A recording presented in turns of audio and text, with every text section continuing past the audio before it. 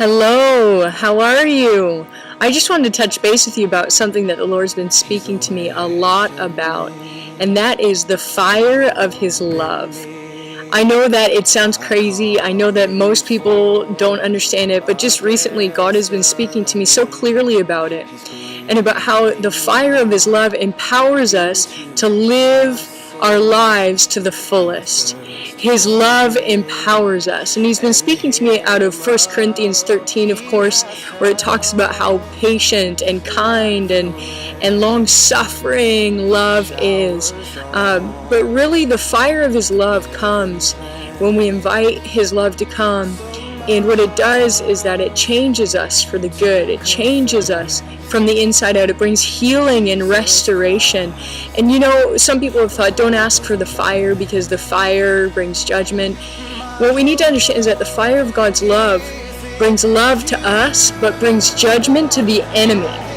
It's judgment to the enemy, so the enemy of sickness and hopelessness and despair.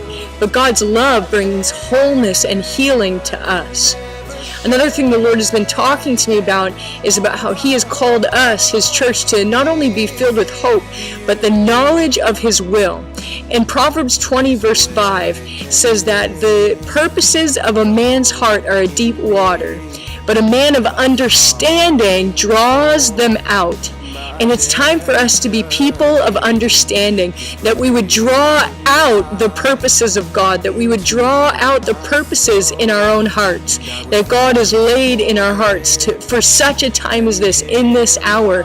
And not only that, but to be people of understanding that can draw the purposes of other people's hearts out as well, so that we can be those who equip, train, and release everyone around us, because we are called to love every sphere of influence. So the fire of God's love, let's just ask it to come in a new way, that we would know His love and that we would be set free and transformed forever. God bless you.